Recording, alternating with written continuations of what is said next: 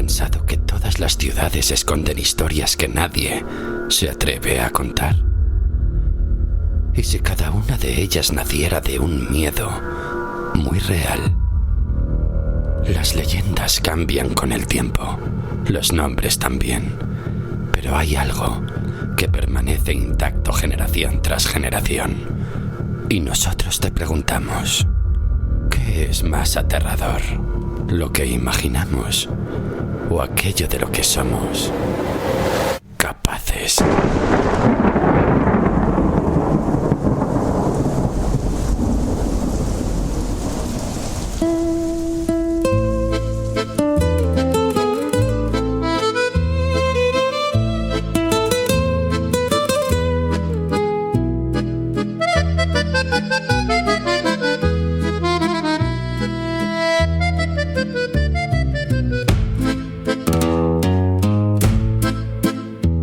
Madre duerme con un ojo abierto, con hambre pegada al portal. Vende sueños el que está despierto, y al que sueña le cobran de más. Se apagaron las luces del cielo, se marchó la bohemia al café. Ya no queda ni un triste pañuelo donde un verso se pueda esconder.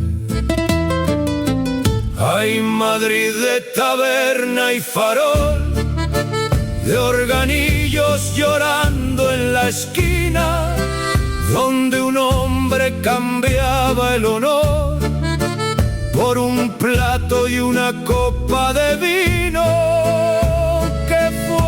Aquellos locos del arte, de los reyes sin reino ni pan, hoy compraron la pluma en la calle y la venden al mejor postor.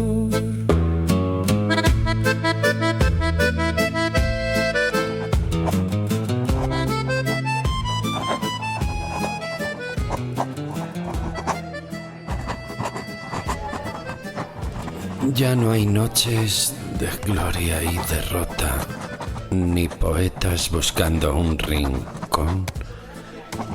Solo queda una vieja derrota con perfume barato y canción.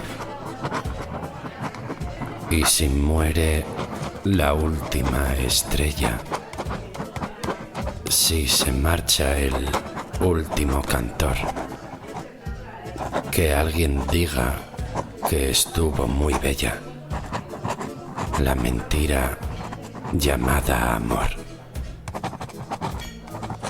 porque fuimos señores sin nombre, caballeros de humo y cartón. Y aunque el mundo se ría del pobre, nadie tuvo más alma que yo. Nadie tuvo más alma que yo.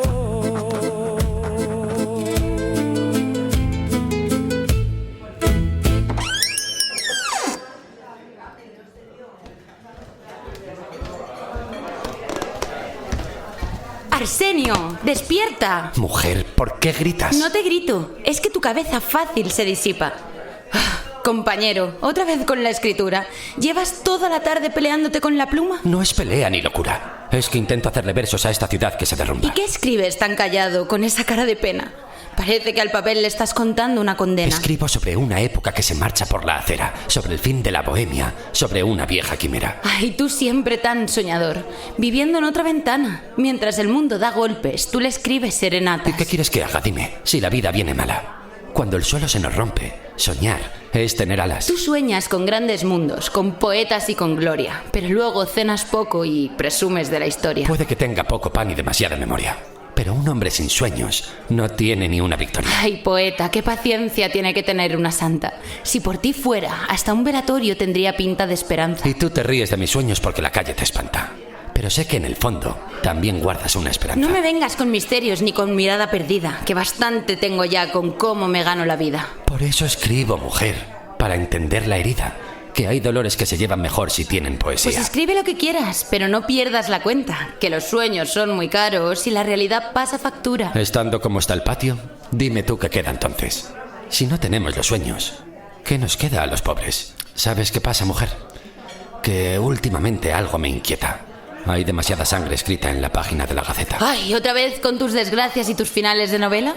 Que tú lees 4 noticias y ya se te cae la pena. No es que antes no hubiera penas, ni desgracias, ni maldades. Que el mundo siempre ha tenido sus miserias y crueldades. Pero antes, cada tragedia se quedaba más cercana. En la plaza, en la taberna, en la voz de una vecina anciana. Ahora, vuelan por los mares las noticias y los horrores. Y llegan desde muy lejos con nombres y con dolores. Parece que el mundo entero se ha metido en nuestra puerta. Que cada crimen del hombre nos llama desde la prensa. Y mira que no soy hombre de asustarme fácilmente, pero hay días que uno piensa que se ha vuelto loco casi completamente. ¿Y qué ha pasado esta vez? ¿Qué historia te tiene en vela? ¿No has oído lo del señor que vive cerca de su casa aquella? ¿Qué señor? ¿Qué me estás contando? No me vengas con misterios, que bastante tengo yo por la noche andando. El que todos saludan con sombrero y educación. El que parecía un santo de misa y conversación. Dicen que ha cometido un crimen, que nadie lo esperaba. Que la cara que mostraba no era la que guardaba. Pues no he oído nada, ni sé de qué me hablas. Ya sabes que entre estas calles corren más rumores que almas.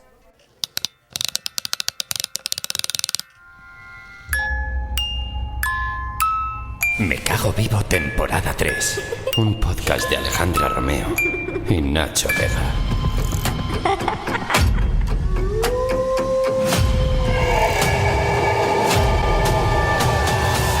Capítulo 29. Adiós a los bohemios. 6 historias de terror en 6 actos.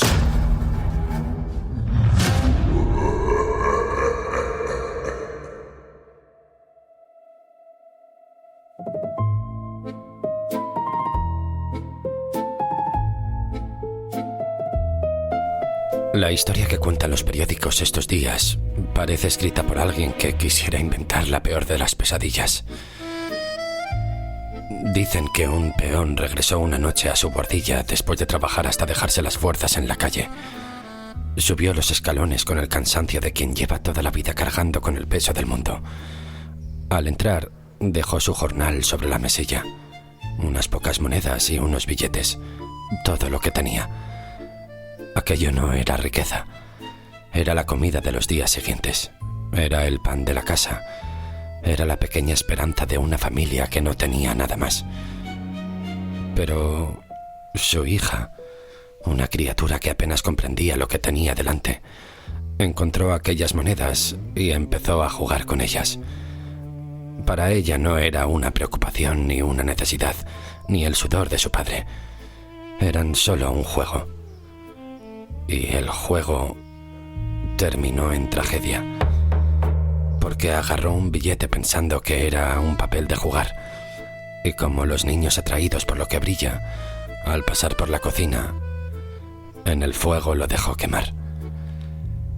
El dinero desapareció entre las llamas y cuando aquel hombre descubrió lo que había ocurrido, algo dentro de él se rompió. No vio a su hija, ni vio a la niña que había criado. Solo vio la pérdida, la rabia y la miseria. Y en un instante de locura, convirtió su propia casa en un lugar maldito.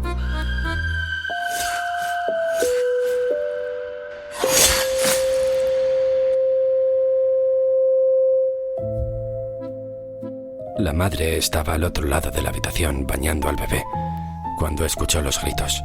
Corrió hacia ellos sin saber que iba a encontrarse con el horror. Dicen que el corazón humano tiene un límite para soportar ciertas visiones y que el suyo no pudo más. Cayó allí mismo. Y mientras la tragedia terminaba de devorar a aquella familia, el bebé quedó solo en la bañera, esperando unas manos que ya nunca llegarían. Una casa, una noche, 4 muertos. Y lo más terrible no fue la sangre, ni los gritos, ni la desgracia. Lo más terrible fue que aquel hombre, al que todos conocían en la calle, al que todos saludaban al pasar, No parecía un monstruo, hasta que lo fue.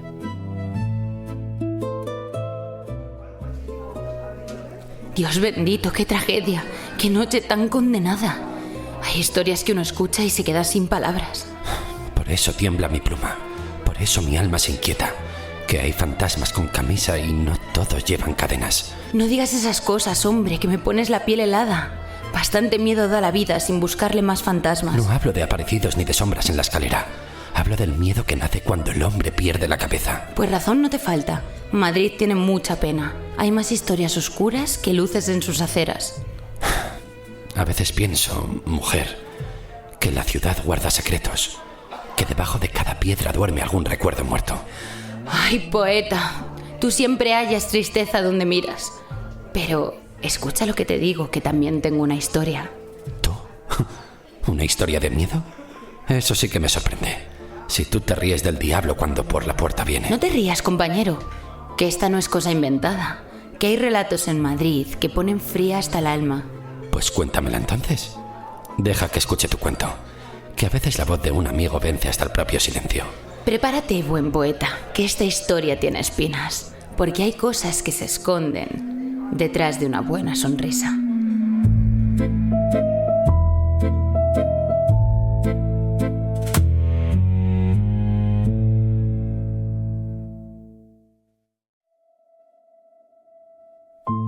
En el año 1912, cuando Matalascañas todavía era una extensión casi salvaje de dunas, pinares y caminos de arena que parecían perderse hasta el fin del mundo, los habitantes de la costa comenzaron a hablar de una presencia que caminaba durante las noches sin luna.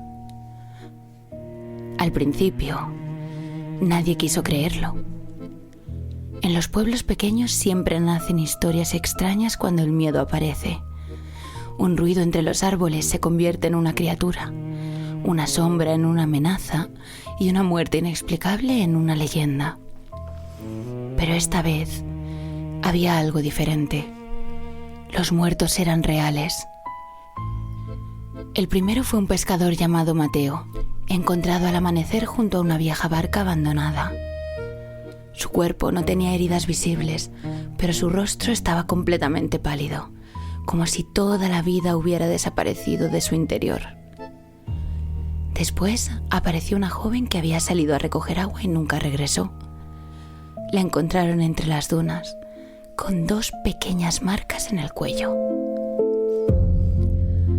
La gente comenzó a susurrar una palabra que nadie se atrevía a decir demasiado alto. Vampiro. No había señales de pelea, no había heridas, no había sangre, solo 2 pequeñas marcas en el cuello y un rostro tan pálido que algunos aseguraron que parecía una estatua de cera. El médico del pueblo habló de una enfermedad, pero la gente habló de algo mucho más antiguo. Unos días después desapareció una joven llamada Elisa, hija de una familia humilde que vivía cerca de los pinares. Salió al atardecer para recoger unas plantas medicinales y nunca volvió. Su cuerpo apareció 3 días más tarde. La misma marca, la misma ausencia de sangre, la misma expresión de terror en el rostro.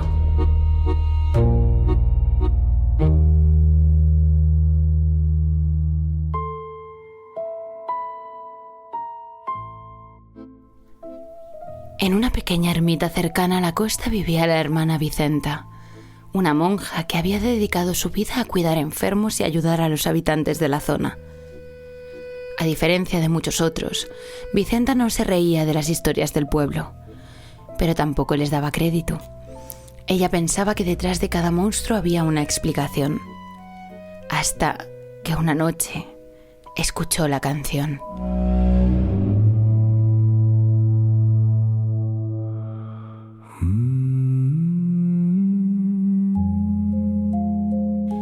Era una melodía suave, triste. Vicenta salió de la ermita pensando que alguien necesitaba ayuda. Pero cuando llegó a la playa no encontró a nadie. Solo vio unas huellas en la arena. Comenzaban en la orilla y se perdían. Durante los siguientes días comenzó a investigar las muertes. descubrió algo que nadie había querido admitir.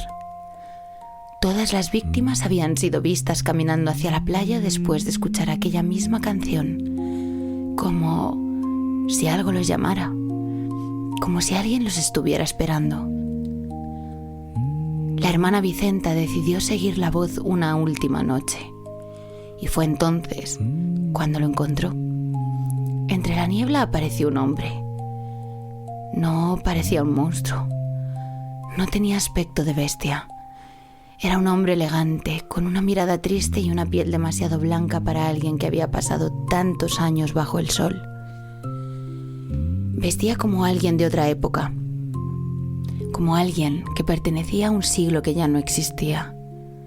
Cuando Vicenta lo vio, comprendió inmediatamente que aquello no era una persona normal, pero tampoco era lo que esperaba encontrar.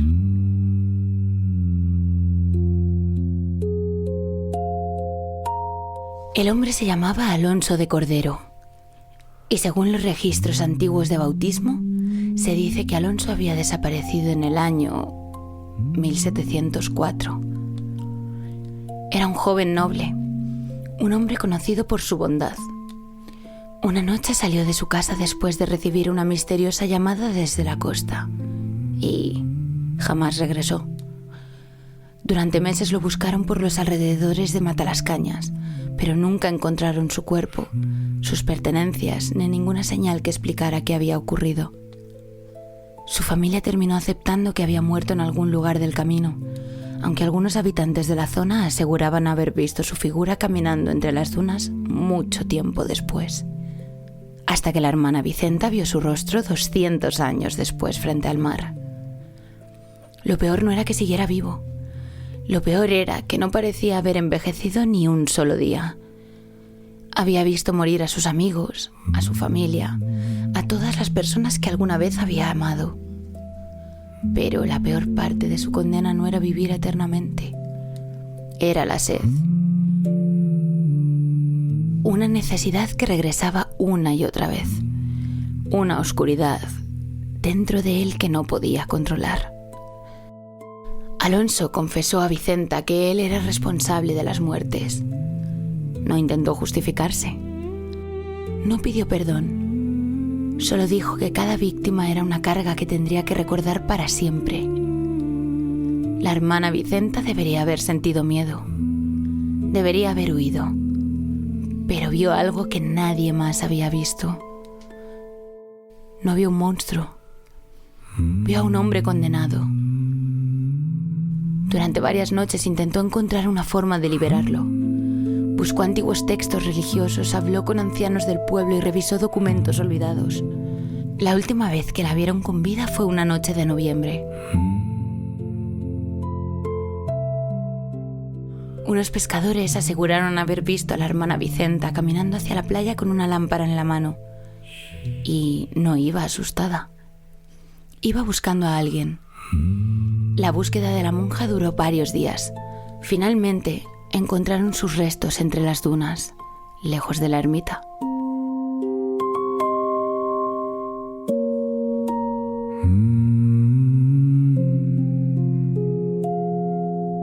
La escena fue ocultada por las autoridades para evitar el pánico entre los habitantes de la costa, pero quienes acudieron al lugar jamás olvidaron lo que vieron. La hermana Vicenta había sido asesinada de una forma brutal.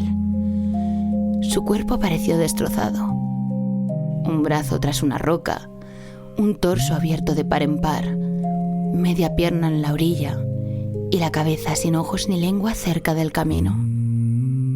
Era como si la criatura que le atacó no hubiera querido simplemente acabar con su vida, sino dejar claro que nunca debió intentar salvar aquello que no tenía salvación. A pocos metros del torso había unas marcas en la arena, 2 huellas, descalzas, y una tercera señal que aterrorizó a todos los que la vieron. Las huellas de alguien que había estado de rodillas junto al cuerpo de la monja, como si después de matarla, el vampiro hubiera permanecido allí durante horas, como si hubiera llorado, o como si simplemente hubiera estado recordando el sabor de la sangre.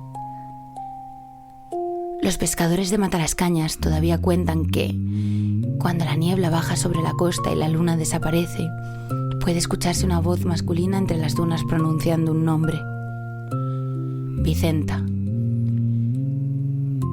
Algunos creen que la llama porque se arrepiente, pero otros creen que la llama porque fue la única persona que consiguió hacerle sentir culpa en 200 años.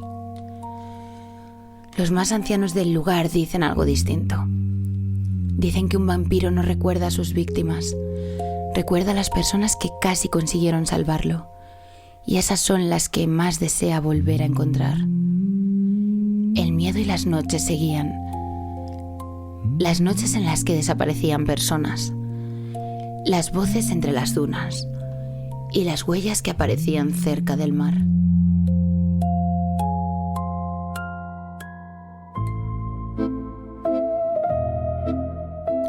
La primera desaparición después de la muerte de Vicenta ocurrió apenas 3 semanas más tarde. Un joven pescador llamado Manuel salió antes del amanecer para preparar su barca y nunca regresó. Encontraron sus redes abandonadas junto a la orilla. Después, desapareció una pareja que había viajado desde un pueblo cercano. Sus caballos fueron encontrados atados junto al camino, pero de ellos nunca se volvió a saber nada. Nadie creía que Alonso de Cordero buscara descanso. La hermana Vicenta había sido la única persona que había conseguido ver algo más allá del monstruo, pero al intentar salvarlo, solo había conseguido recordarle que todavía podía sentir. Y un vampiro que vuelve a sentir después de siglos de vacío es mucho más peligroso que uno que solo tiene hambre. Los años pasaron. Algunos aseguran que sigue viviendo oculto entre las dunas, esperando a que alguien volviera a escuchar aquella canción que llegaba desde el mar. Cuando la niebla cubre la playa y alguien escucha una voz llamando desde la oscuridad, no se debe responder, porque el vampiro de Matalascañas sigue esperando, y cada cierto tiempo alguien desaparece. Alguien nuevo. Alguien que camina hacia la costa sin saber que, bajo la arena, todavía descansan los secretos de todos aquellos que fueron llamados antes.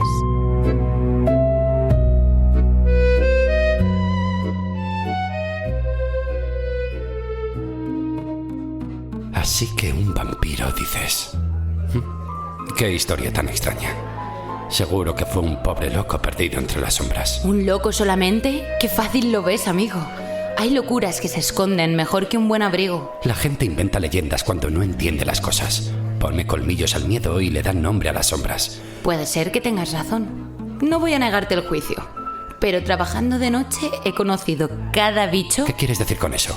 No me vengas con historias. Que he visto hombres con sonrisa y con mirada de escoria, que se te acercan muy tranquilos, hablando como caballeros, y luego descubres tarde que llevan veneno dentro. Eso no los hace vampiros.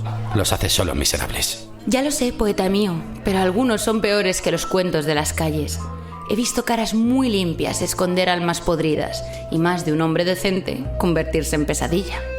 Así que si alguien me cuenta que una criatura camina, que bebe sangre en la noche y que no muere con la vida, no sé si voy a creerlo, pero tampoco me río, que más miedo me han dado los vivos que los muertos que he conocido. Tú tienes una forma rara de contar las cosas, mujer. Haces que hasta una taberna parezca un cementerio al caer. Será porque he aprendido entre luces apagadas que hay historias que empiezan cuando todos se van a casa. Pues ya que hablamos de historias que la noche nos regala, yo tengo una que escuché en una vieja madrugada. ¿Otra más? Venga, poeta, dispara tu fantasía. A este paso vamos llenando de fantasmas la villa. No es fantasía, te juro, ni cuento para asustarte. Es una historia de esas que nadie quiere encontrarse.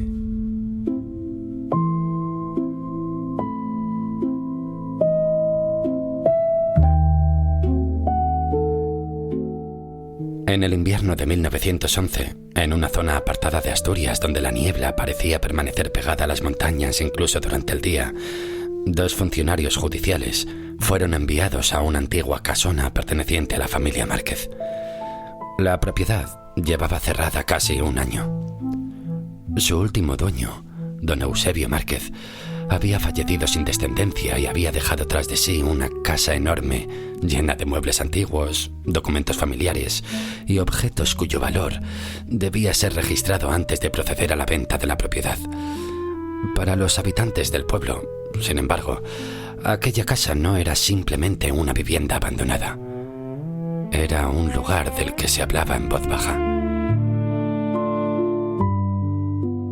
Durante generaciones, los Márquez habían sido una familia respetada, pero también una familia rodeada de rumores. Algunos vecinos aseguraban que el antiguo propietario apenas salía de la casa durante sus últimos años de vida. Otros contaban que durante las noches se podían escuchar pasos recorriendo los pisos superiores, aunque nadie más viviera allí. También se decía que don Eusebio hablaba con alguien en las habitaciones cerradas, que preparaba la mesa para más personas de las que vivían en la casa y que siempre dejaba una silla vacía frente a la chimenea del salón. Los habitantes más antiguos recordaban que la familia Márquez había tenido una historia oscura que nadie quería mencionar. Mucho antes de que don Eusebio quedara como único dueño de la propiedad, había vivido allí junto a su hermano mayor, Mateo Márquez, y la esposa de este, Clara. Los tres pertenecían a una de las familias más conocidas de la zona. Don Eusebio estaba enamorado de Clara, un amor silencioso que con el tiempo se convirtió en obsesión.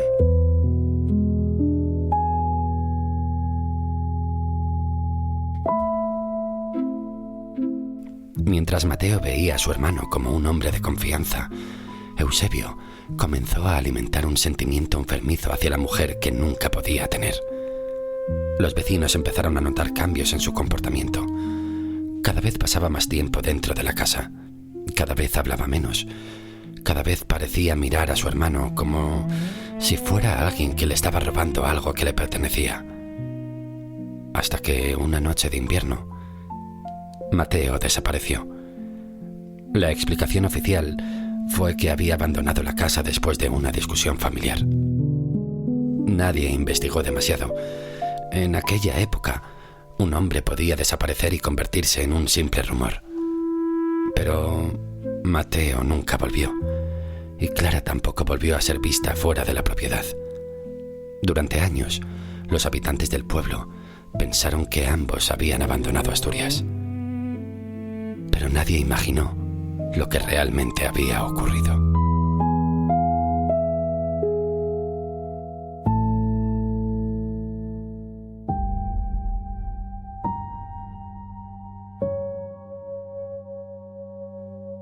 Los dos funcionarios llegaron a la propiedad una tarde de noviembre.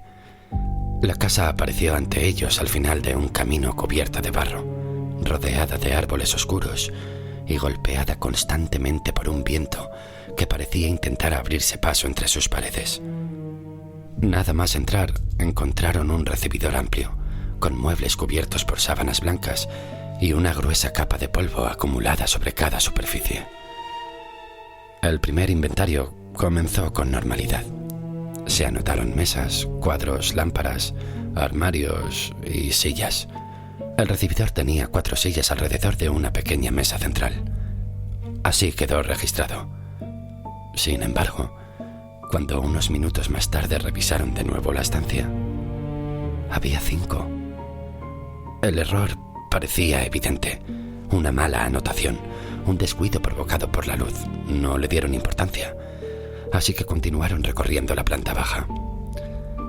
La casa era mucho más grande de lo que parecía desde el exterior. Los pasillos se extendían en direcciones inesperadas y algunas habitaciones parecían estar colocadas de una manera imposible, como si la distribución hubiera cambiado con los años. El comedor contenía una larga mesa de madera con 6 sillas. La biblioteca tenía 2 butacas. El despacho conservaba una antigua silla de cuero junto al escritorio. Pero cada vez que regresaban a una habitación, algo parecía haber cambiado. Una silla aparecía en una esquina distinta. Al principio ambos pensaron que se trataba del cansancio, pero después comenzaron a encontrar algo imposible. Siempre había una silla más en cada habitación, Una silla que ninguno recordaba haber visto antes. Una silla que parecía haber estado allí desde siempre.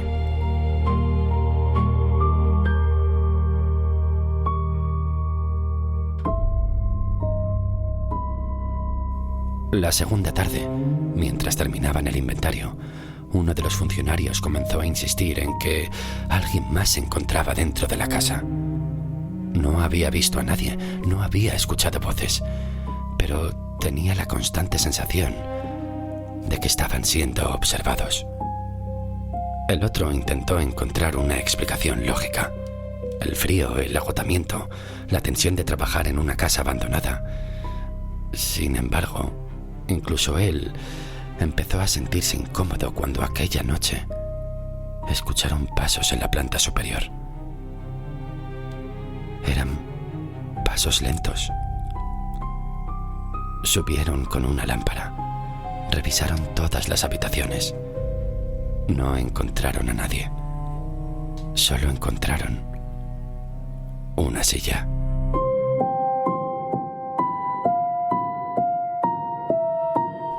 Decidieron terminar el trabajo antes del amanecer. No querían permanecer más tiempo del necesario en aquella casa.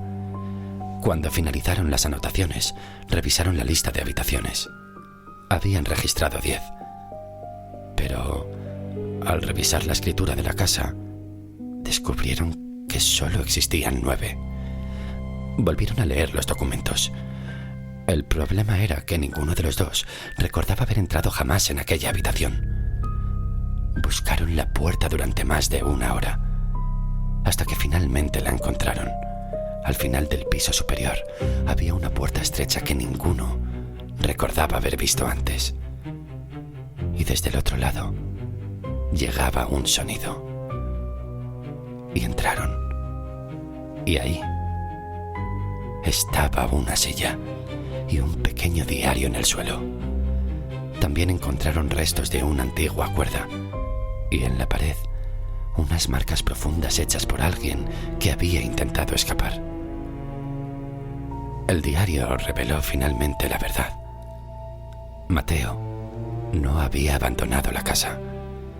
Había sido asesinado por su propio hermano, acuchillado, descuartizado y quemado en la chimenea del salón. Pero con Clara fue aún peor. Eusebio había creído que, eliminando a Mateo, por fin podría tener a la mujer que amaba. Pero Clara lo rechazó. Nunca aceptó amar al hombre que había destruido su vida. La noche del crimen, Eusebio la encerró en aquella habitación, la ató a la silla y allí la mantuvo durante días, esperando que el miedo y el hambre terminaran haciendo lo que él no había conseguido: convencerla. Pero Clara murió sin entregarle jamás su perdón. Y días después, al abrir la puerta una mañana, Eusebio descubrió que la mujer que había sido su obsesión yacía sin vida en aquel asiento. La misma silla que después aparecía por toda la casa, como si la propia vivienda quisiera recordar el crimen, como si Clara siguiera esperando que alguien descubriera lo ocurrido. Los documentos del inventario estaban terminados y perfectamente ordenados sobre la mesa del recibidor. Pero los funcionarios habían desaparecido. La investigación posterior nunca encontró una explicación. La única anomalía fue la última página del inventario. En ella aparecía una anotación escrita con una letra temblorosa. La casa Márquez posee 9 habitaciones. Debajo había una segunda frase. La casa Márquez siempre ha tenido 10 habitaciones. Y debajo, una última línea. El problema es que ahora sabemos que una de ellas nos estaba esperando.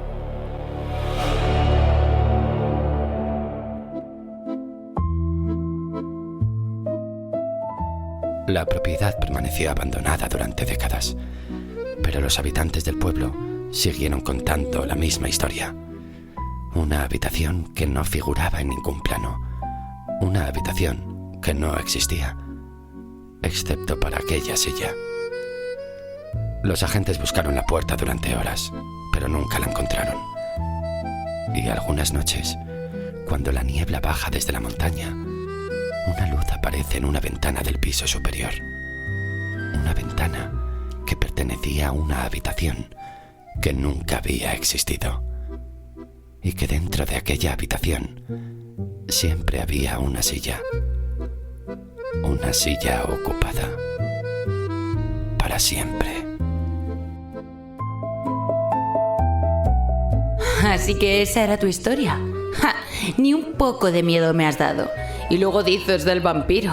Si estás igual de chiflado. No compares, compañera, que no es la misma función.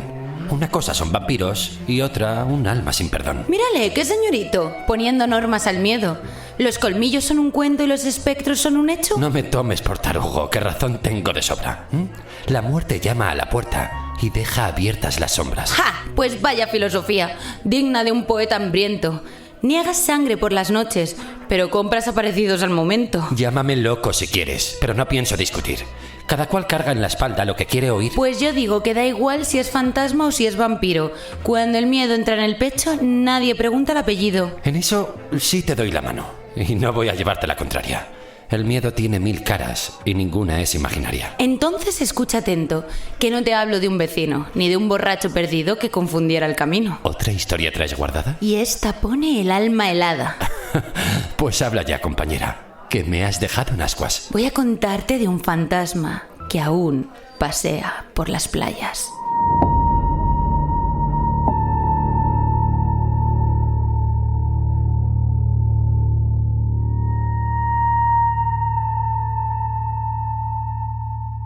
En la costa más castigada por el océano, donde los acantilados de piedra se levantaban como enormes tumbas frente al Atlántico, existía un faro del que los habitantes de la zona hablaban siempre en voz baja. No porque fuera antiguo, no porque estuviera abandonado, sino porque, según decían, había lugares donde la luz no servía para guiar a los hombres. Servía para impedir que algo encontrara el camino de regreso. El faro de Punta Loba llevaba más de un siglo encendido sobre aquella roca solitaria. Durante el día parecía una construcción más, una torre de piedra resistiendo el paso del tiempo.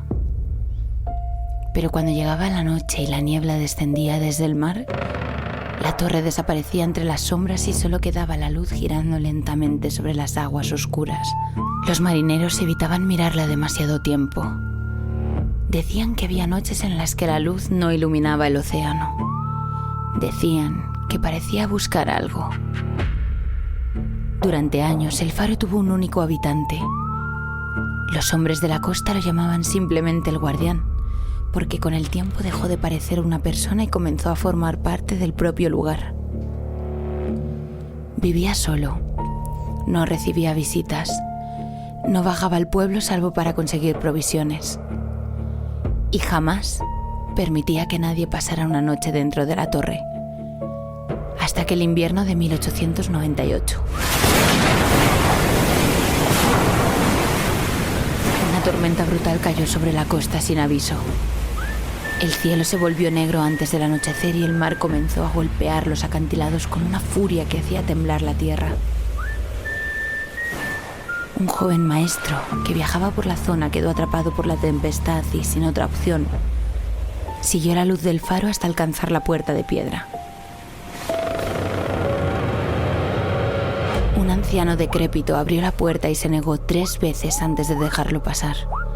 Y solo lo hizo cuando la insistencia del muchacho se le hizo demasiado pesada. El interior del faro era más frío de lo que debería haber sido, como si las paredes hubieran absorbido durante años todos los secretos de quienes habían vivido allí. La torre estaba perfectamente ordenada. Las habitaciones apenas tenían muebles. Pero había algo que llamó especialmente la atención del joven. Todas las puertas estaban cerradas con enormes cerrojos de hierro. Aquella noche el anciano apenas descansó. Permaneció sentado junto al fuego mirando constantemente el reloj de la pared. Cuando la aguja alcanzó la medianoche, apagó todas las luces excepto la de la lámpara del faro. Y entonces llegó el sonido. 3 golpes, lentos, profundos. El joven abrió los ojos. Esperó escuchar una voz, algún sonido que explicara aquello. Pero solo llegó el silencio.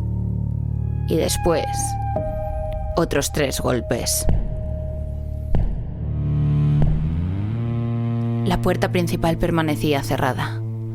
El farero no mostró sorpresa, solo miedo. Un miedo que no pertenecía a aquella noche, sino a muchas noches anteriores. Los golpes volvieron a escucharse. Esta vez en la parte superior de la torre, desde la habitación donde estaba la lámpara. El anciano subió por la escalera de caracol. Cada peldaño crujía bajo sus pies. La luz del faro giraba lentamente, iluminando durante un segundo cada rincón de la estancia. Entonces los golpes comenzaron otra vez. Ahora venían de una habitación diferente, luego de otra, y luego de otra. Aquello que golpeaba estaba recorriendo la torre desde dentro. No podía verse, pero podía sentirse. La temperatura descendía allí donde pasaba. Las sombras parecían moverse solas, y desde las habitaciones cerradas llegaban sonidos imposibles. Pasos, respiraciones, voces de personas que habían muerto hacía muchos años. El joven escuchó la voz de su propia madre llamándolo desde una habitación vacía, que tenía un cerrojo, fácil de abrir desde fuera. Una madre que llevaba enterrada más de una década, y le pidió que abriera una caja. El joven maestro abandonó el faro al amanecer y nunca regresó a aquella costa. De camino, instó a la gente del pueblo a que fueran a socorrer a ese pobre hombre viejo y loco. Cuando llegaron para revisar la torre, la lámpara seguía funcionando. La comida seguía sobre la mesa. El reloj continuaba marcando las horas. Pero encontraron al hombre completamente trastornado. Había llenado todas las puertas de cruces, había cubierto los espejos y había escrito en todas las paredes. Murió 3 días después. Y sobre el escritorio se encontró la bitácora del antiguo faro. Al comenzar a leerlo, descubrieron que todo había empezado en 1857. Aquel año, durante una tormenta especialmente violenta, una barca apareció frente a los acantilados. No tenía bandera, no tenía nombre. Y cuando los pescadores lograron acercarse a los restos, encontraron algo extraño. Una pequeña caja de madera negra. El antiguo farero que vivía entonces en la torre decidió subirla hasta el interior del faro para entregarla a las autoridades cuando pasara el temporal. Dentro había un antiguo objeto religioso perteneciente a un sacerdote desaparecido décadas atrás. Según la bitácora, aquel sacerdote había dedicado sus últimos años a perseguir una presencia, una entidad que no tenía cuerpo, una entidad que no necesitaba carne para hacer daño, un demonio que, según los escritos, podía imitar voces humanas y llamar a las personas por su nombre. La caja había sido utilizada como prisión, y alguien, sin saberlo, la había llevado hasta el faro. Había algo oscuro dentro de ella, pero no pudo abandonar la torre. Porque la lámpara del faro, según los antiguos escritos, era la única cosa que mantenía a la criatura encerrada. La luz. La misma luz que durante años había guiado barcos. La luz, los cerrojos y la valentía de los guardianes del faro que ahora asumían la carga de contener a ese ente tenebroso. Por eso, el viejo farero nunca apagaba la lámpara. Por eso nunca permitía que nadie permaneciera allí. Por eso todas las puertas tenían cerrojos. Porque sabía que el demonio no intentaba entrar. Intentaba encontrar una salida. Y, de nuevo, sobre la mesa encontraron el último escrito del farero. 40 años mantuve la luz encendida. 40 años escuché cómo llamaba. Esta noche ha dejado de golpear las puertas y ahora ha salido por medio del muchacho. ¿Eso era todo, mujer? ¿Un demonio en un faro perdido? Me esperaba algo más oscuro, algo más retorcido. ¿Más oscuro todavía? ¿Qué querías encontrar? ¿Un monstruo con 7 cabezas esperándote al bajar? No me malinterpretes, que no digo que sea mala historia, pero esperaba más sangre, más desgracia, más memoria. Un farero, una criatura y un grito en la madrugada. Perdona que te lo diga, pero suena a novela inventada. ¿Inventada? Mira qué fácil te sale la palabra. Como tú escribes tus versos y nadie sabe si valen nada. No te enfades, compañera, que solo estoy opinando. Que a veces los cuentos crecen mientras la gente va hablando. Claro, el gran poeta decide que es fantasía, porque todo lo que no entiende no merece ser creído todavía. No digo eso, mujer. Pero un demonio en un faro suena más a borrachera que a un suceso extraño y raro. Pues ¿qué sabrás tú de noches, de niebla y de silencios, si tu mayor aventura es pelearte con un cuaderno? Ay, no te pongas brava, que sabes que no es mi intención. Pues ten cuidado, poeta, que a veces falla la razón. Que tú buscas grandes monstruos en cuentos de madrugada, y yo he visto monstruos de verdad caminando por la plaza. Vaya genio te ha entrado por defender un relato. No defiendo una historia, defiendo que no todo es un teatro. Está bien, mujer. No te me vayas a enfadar. Pues la próxima vez que cuente algo, primero aprende a escuchar. Está bien, no te enfades, que ya veo tu mirada encendida. Pero ahora voy a contarte una historia más torcida. Ay, otra de tus historias, ya me tienes intrigada. Esta no habla de sombras, ni de una bestia escondida. Uy, ¿entonces de qué habla, poeta? ¿De qué monstruo se trata? De uno que no tiene cuernos, ni garras, ni mala cara. ¿Un demonio sin apariencia? Eso parece poca cosa. Ahí está el verdadero miedo, en lo que nadie sospecha. Porque los monstruos de los cuentos se reconocen al caminar. Pero hay demonios con zapatos que te vienen a saludar. Ay, ya estamos otra vez con tus hombres de alma negra. Que tú ves una mala mirada y ya preparas una tragedia. Porque a veces el infierno no está bajo tierra encerrado. A veces vive en la esquina y pasa por educado. Pues cuéntame esa historia, que ya me has picado la curiosidad. Te hablaré de hombres corrientes, de esos que nadie mira al pasar. ¿Y qué tenía de demonios si parecían personas? Que algunos esconden el fuego, donde nadie lo nota. Y menos en un sacerdote.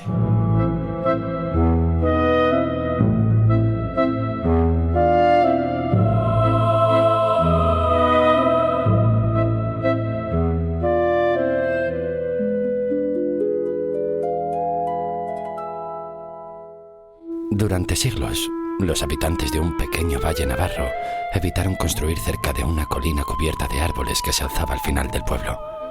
No era una zona maldita, no oficialmente. No existían historias de apariciones ni leyendas sobre criaturas caminando durante la noche. Solo había una advertencia que los ancianos repetían cuando alguien preguntaba por aquel lugar. La tierra de aquella colina debía permanecer cerrada. Algunos hablaban de un antiguo monasterio desaparecido hacía cientos de años. Otros decían que allí solo había piedras viejas y restos olvidados de una época que ya no pertenecía al mundo de los vivos. Con el tiempo, aquellas historias se convirtieron en supersticiones, hasta que en 1886 el pueblo decidió levantar una iglesia. Los trabajos comenzaron al inicio de la primavera. 2 obreros fueron encargados de excavar los cimientos en la parte más alta de la colina, donde la tierra parecía extrañamente dura y compacta. Durante los primeros días no encontraron nada extraño, pero al 7º día ocurrió algo que cambiaría para siempre la historia de aquel lugar. Cuando el sol comenzó a ocultarse tras las montañas, exactamente a las 6 de la tarde, los 2 hombres escucharon una campana. No era una campana cercana. No venía de ningún campanario. Venía de debajo de sus pies. Un sonido profundo y apagado, como si una torre entera estuviera enterrada bajo la tierra. Los obreros pensaron que debía tratarse de una antigua cripta, quizá los restos de una iglesia anterior. Excavaron durante días. Cada tarde a la misma hora, cada tarde a las 6, la campana volvía a sonar. Pero cuanto más profundizaban, más extraño resultaba aquello. No encontraban ninguna construcción, no había piedra trabajada, no había pasadizos, no había ninguna sala bajo tierra. Solo tierra, tierra y más tierra. Como si la campana estuviera sonando desde un lugar que no pertenecía al mundo de los hombres. El sacerdote encargado de supervisar las obras empezó a preocuparse cuando los obreros comenzaron a cambiar. Excavaban porque sentían que algo bajo la colina los llamaba. El párroco ordenó detener los trabajos. La iglesia no se construiría allí. Pero la campana continuó sonando durante décadas, siempre a las 6 de la tarde, siempre bajo tierra. Y nadie volvió a excavar. Hasta que muchos años después, un terremoto abrió una enorme grieta en la colina. La tierra cedió y lo que durante siglos había permanecido oculto salió a la luz. Bajo la montaña apareció un antiguo monasterio medieval. Era casi como si hubiera quedado detenido en el tiempo. Los muros seguían en pie, los pasillos continuaban intactos y en el centro de la construcción apareció una pequeña iglesia enterrada bajo toneladas de tierra. En las paredes había símbolos extraños, inscripciones que no pertenecían a la tradición cristiana, restos de antiguos rituales y una cámara subterránea oculta bajo el altar. Allí descubrieron los restos de varios monjes, pero no habían muerto como religiosos. Habían participado en ceremonias prohibidas. Los documentos encontrados entre las piedras revelaron una historia que había sido borrada de todos los registros. Durante una época de hambre y desesperación, algunos habitantes del monasterio habían comenzado a creer que Dios los había abandonado. Así que buscaron otra forma de protección, otra forma de evitar la muerte, y realizaron sacrificios en secreto bajo la iglesia. Creían que una presencia antigua respondería a sus plegarias. Pero aquello que llamaron no les concedió salvación. Los condenó. Los últimos escritos encontrados hablaban de una campana que debía tocar cuando aquella fuerza despertara, una campana que nunca fue encontrada, porque no estaba en ninguna torre, no estaba en ninguna sala, no estaba enterrada junto a los restos del monasterio. Estaba debajo de la tierra y nadie volvió a entrar en la iglesia enterrada. La nueva iglesia del pueblo se construyó en otro lugar y con el paso del tiempo, la historia volvió a desaparecer. Pero algunos habitantes más antiguos aseguraban que, antes de cada tormenta fuerte, cuando la tarde empezaba a oscurecer, podía escucharse una campana bajo la colina, siempre a las 6, como si algo allí abajo continuara esperando. Como si aquellos que realizaron los sacrificios no hubieran conseguido despertar al demonio, solo hubieran conseguido dejarle una puerta y una campana para avisar cuando estuviera preparado para cruzarla. Entonces era un demonio. Por fin me das la razón. Mira que tanto discutir y al final sale el horror. No, compañera, te equivocas. Ahí está lo más complicado. El demonio nunca llegó, porque ya estaba allí sentado. ¿Cómo que no llegó? Entonces, ¿qué pasó? Que la historia que contaron fue una excusa y un error. Nadie vio una bestia, nadie vio una sombra entrar. Ningún demonio apareció para obligarles a matar. ¿Y entonces todas esas muertes? Fueron manos humanas, fueron decisiones concretas. No fueron monstruos del abismo ni criaturas de leyenda. Fueron hombres con rostro amable los que abrieron aquella puerta. ¿Qué manera más cruel tienes de contar una historia, amigo? Me das más miedo con tus hombres que cualquier enemigo. Porque el demonio de los cuentos se reconoce al llegar. Pero el demonio verdadero sabe sonreír y saludar. Será mejor que nos marchemos, que la noche ya va venciendo. Está bien, poeta mío, que bastante miedo hemos ido trayendo.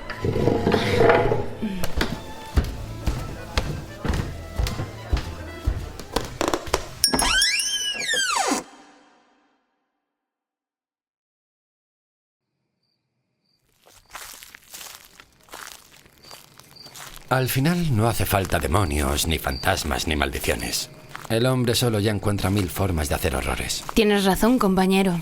Quizá ese sea el mayor espanto, que no hay criatura más cruel que un hombre, rompiendo a otro tanto. Nos pasamos la vida buscando monstruos en la niebla y resulta que caminan con sombrero por la acera. Y algunos hasta sonríen, con modales y educación, mientras esconden en el pecho la peor de las intenciones. Pero no todo está perdido, mujer. No todo es condena. También hay almas que salvan cuando el mundo se quiebra. Mira que sigues soñando incluso después de tanto. Parece que ni la vida ha conseguido quitarte el encanto. ¿Te acuerdas de aquellos días? Cuando éramos 2 locos. Cuando tú creías en mis versos y yo creía en tus ojos. No me recuerdes aquello, que ya pasó demasiado tiempo. Hay recuerdos que acarician y otros que pesan por dentro. Éramos jóvenes entonces, sin miedo a la madrugada. Creíamos que el mundo entero cabía en una habitación pequeña. Y tú creías que el amor podía salvar mi destino. Pero mira dónde acabamos, cada uno por su camino. Yo nunca quise perderte. Pero fuiste tú el que se fue. No fue falta de quererte. Pues explícaselo a mi ser. Porque ahora camino de noche buscando lo que me falta y vendo mi compañía mientras tú vendes palabras. No digas eso, mujer. ¿Y qué quieres que te diga? ¿Que todo fue una aventura y que no quedan las heridas? Madrid nos está matando poco a poco, compañera. Pero aún queda un lugar donde la bohemia no muera. ¿Y dónde está ese milagro que tanto estás esperando? Allí todavía quedan poetas soñando, cafés llenos de artistas, noches que siguen brillando.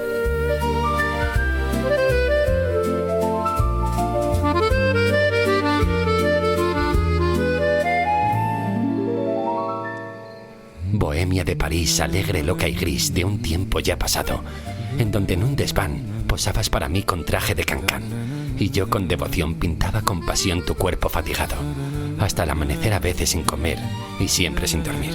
Y debajo del quinqué, la mesa del café feliz nos reunía, hablando sin cesar, soñando con llegar, la gloria a conseguir. Y cuando algún pintor hallaba un comprador y un lienzo le vendía, solíamos gritar con él y pasear alegres por Madrid. Teníamos salud, sonrisa, juventud y nada en los bolsillos. Con frío, con calor, el mismo buen humor bailaba en nuestro ser luchando siempre igual. Con hambre hasta el final, hacíamos castillos y el ansia de vivir nos hizo resistir y no desfallecer.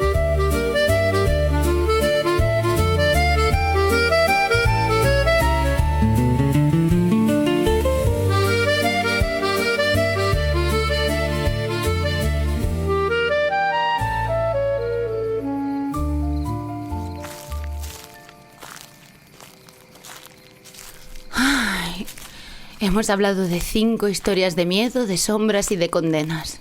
De vampiros, de fantasmas y de demonios entre tinieblas. 5 historias, compañera. Y ninguna fue pequeña. Madrid tiene más fantasmas que faroles en sus veredas. ¿Te parecen suficientes o quieres otra más? Depende de ti, mujer. ¿O todavía quieres escuchar? No sé si me quedan ganas de seguir con tanto espanto, que entre tus cuentos y los míos ya hemos llamado a unos cuantos. Pues podría contarte una historia mucho más cercana.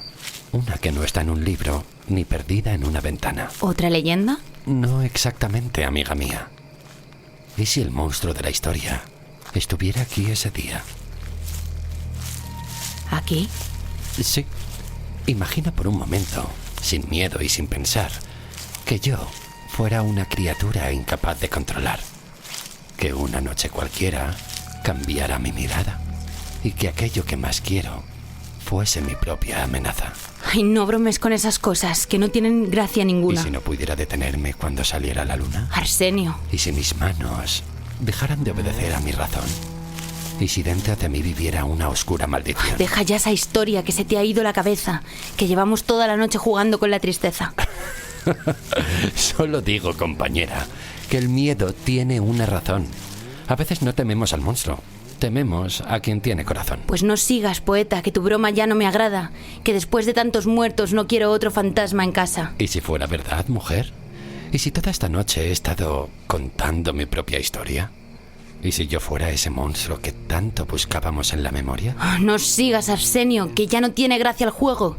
Que hay bromas que abren heridas aunque se digan en secreto. ¿Te imaginas qué pensaría Madrid si supiera la verdad? Que el poeta de los versos era una bestia al despertar. ¿Qué quieres decir con eso? Que quizá hice daño sin querer. Que quizá fui mi propio enemigo. No, Arsenio, no fue sin querer. Tú te marchaste. Yo solo buscaba mi sueño. Y yo me quedé pagando el precio. Nunca quise abandonarte. Pero lo hiciste igualmente. Qué curioso, ¿verdad? Toda la noche hablando de monstruos, de demonios, de fantasmas y de hombres oscuros. Y al final resulta que el miedo no estaba en una historia ni en una criatura escondida en la sombra de la memoria. No sé qué quieres decir. Que tú llevas toda la noche buscando al monstruo perfecto y resulta que lo tenías sentado delante de tu pecho. No me mires así. ¿Sabes qué es lo peor de los cuentos de terror, Arsenio? Que siempre creemos que el monstruo viene de lejos, pero a veces vive cerca y a veces te conoce. ¿Qué haces? Terminar esta historia. La última historia de terror que vas a encontrar. ¿Y cuál es? La de un hombre que creyó que podía romper un corazón y seguir viviendo como si nada hubiera ocurrido. Espera. Tranquilo, poeta. Toda historia necesita un final. No, tú no harías eso. ¿Ah, no? No, porque tú no eres así. Eso mismo pensaba yo de ti. Yo era joven. Yo también. Pero hay palabras que llegan tarde y las palabras tardías son como flores sobre una tumba. Quizá tengas razón. Quizá toda mi vida he estado escribiendo historias de monstruos porque tenía miedo de reconocer al verdadero. ¿Y quién era? Yo. No, Arsenio. Tú no eres el monstruo. Eso sería demasiado sencillo. Tú eres algo peor. Eres un hombre. Buenas noches, poeta. ¿Te vas? No, ya me fui hace años. Solo he vuelto para que entendieras el final. Porque después de todos los vampiros, tus demonios y tus muertos, yo soy la última historia de terror que vas a encontrar. No me nombres al Por favor, pasar. para. La mujer que tú dejaste ya no vuelve a regresar. Tú querías ser poeta, ser leyenda, ser canción. Y yo solo te pedía que cuidaras mi corazón. Adiós a los bohemios. 6 historias de terror en 6 actos. Una historia escrita por Alejandra Romeo y dirigida y producida por Nacho Vega. Inspirada en Adiós a la bohemia, ópera de Pablo Sorozábal con libreto de Pío Baroja, y en La Bohème de Charles Aznavour. Muchísimas gracias a Jesús Gallego por hablarnos de esta obra, descubrirnos su historia e inspirarnos para crear la nuestra. Si al terminar este capítulo te quedas con más preguntas que respuestas, en el siguiente episodio podrás escuchar la tertulia. Ahí destripamos el relato, hablamos de su proceso creativo y, si los encontramos, de casos reales relacionados con lo que acabas de oír. Muchísimas gracias por haber llegado hasta aquí. Puedes seguirnos en nuestras redes sociales Me Cago Vivo Podcast y también consultar nuestra web www.mecagovivopodcast.com para no perderte nada. Adiós, poeta. Nos vemos en el próximo capítulo, si te atreves. Ya no soy la musa triste De tu vieja habitación. no soy la pobre muchacha, Que esperaba tu volver. soy la historia que se escribe.